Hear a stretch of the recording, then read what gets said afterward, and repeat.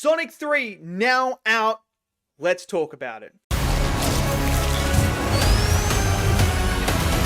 Okay, the third installment in the Sonic movie franchise is now out on the big screen. And this is a movie I have been so excited for ever since that tease at the end of Sonic 2 of my goat, Shadow the Hedgehog, coming in. I have been unbelievably excited. This has been in my top 10 most anticipated films for the year. If you had told me all those years ago that I would be getting Sonic on the big screen like this, and then you're telling me you're going to get Shadow as well, I would have said to you, you're talking smack. That's never going to happen. Yet here we are, and the movie is as glorious and as great as you can possibly imagine. I enjoyed every single moment of this movie. To me, it is the best of the three. It is easily the best of the three.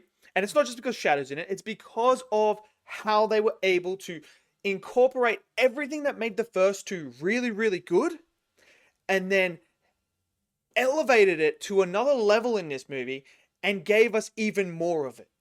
That is what I love. Now, something that I think they have to have props for when it comes to doing these Sonic movies. They have a rogues gallery of characters that they could introduce at any moment.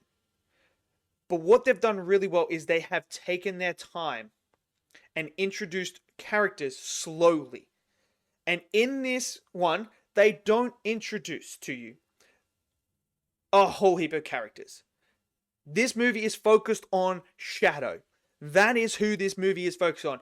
And it's so easy because we have all these other characters that you could introduce, but they don't do it. And I have to commend them for that because they could easily overstuff these first three movies, but they didn't. They took their time and it's worked brilliantly because what they did with Shadow is everything I wanted them to do and more. The expectation to nail my favorite character in the Sonic franchise was very, very high. And they absolutely did it. The way that they incorporate the sadness of the backstory that is Shadow, showcasing you that the only person that gave a crap about him, that didn't treat him like a weapon of mass destruction, didn't treat him like this alien being that could go off at any moment. Someone that actually cared about him and befriended him and showed him what it was like to feel love, to feel what we all feel. They nailed that. They nailed that emotional attachment. And as soon as you meet Shadow, you know that this is a character who is hurting on the inside. He is so blinded by rage and vengeance that he is easily manipulated into doing something that he knows he shouldn't be doing. But because of that blind rage that he is feeling and the hurt and the pain, it clouds his whole entire judgment. And that is what's so great about this character that is Shadow. He's not an evil being. He's not an evil person. He's just someone that suffered a lot in his life and has lost the only thing that he cared about. And I think that just the way they executed that with the flashbacks, with the backstory, and how then they tied into the Sonic character who's still getting development. Because you gotta remember, Sonic is still technically very much immature like a kid. And he's still learning. But this whole entire movie's theme is trying to not, change who you are because you seek out revenge. And that is the whole thing with Sonic that he has to go through in here as well. And he has to learn and adapt as well. And it was just, the characters are brilliant, man. Just the contrast between them was freaking phenomenal. Jim Carrey is absolutely peak Jim Carrey in this movie. Obviously, he plays two characters. There's a hilarious joke about that in this movie that was freaking hilarious that everyone laughed at. And I just yes, this is just brilliant. But the comedy with Eggman was fantastic. I loved it all. I loved the chemistry with himself. It's kind of weird to say that. Chemistry with himself was fantastic. They really built that relationship of him and his grandfather up really, really well.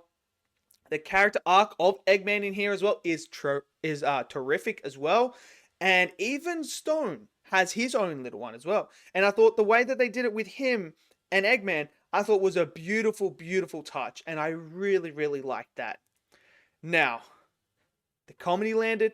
I was laughing the whole way through. But I'm going to tell you this now. That third act, as an anime fan myself, as a long-term Sonic fan, it was just beautiful. It was beautiful to watch. I don't want to give away any spoilers to what happens in the third act, but if you had told me that I would see that on the big screen, I would never believe you. It was just everything I was hoping for. The action itself is so clean and crisp. Like, the actual hand-to-hand combat that we see is of a level of an anime fight that you would see happen. You know, fast pace, you know, moving the arms here and there, you know, the big blows, the defensive blocks, and everything like that. It was stunning. It was really, really beautiful to watch. And I think it's easily my favorite third act of all three of the Sonic movies. But I mean, as someone who loves Sonic, this is up there as one of my favorite third acts out there in movies. Because I just think it's the way I think is it's like Endgame. I never ever thought I would see something like Endgame's third act ever in my life. This is the same thing. I never ever thought when they made the first Sonic that we were ever going to get to a point that I would see this third act. And just the execution level was unbelievable. And even throughout the whole entire movie, the way that it showcased you just how powerful Shadow is and what his different abilities are compared to Sonic, they did such a great job. And just the conflict between them was fantastic. And then obviously you have Knuckles and Tails, who were fantastic in this movie as well. They were great. Keanu Reeves was a perfect choice for Shadow, man. That voice acting is just, it's just perfect, man. Every time I hear Shadow, it's just like, yes, this is exactly what I would imagine Shadow as like.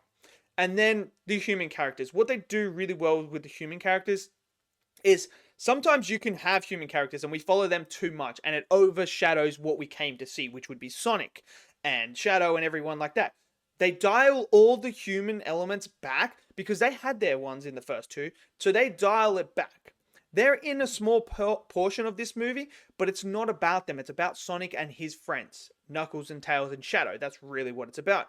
So they dial back that element and they give you enough that it's enough for you to go, that's all I needed, and it elevated the story. It elevated the narratives and the characters and everything like that. So for me, Sonic 3 was just,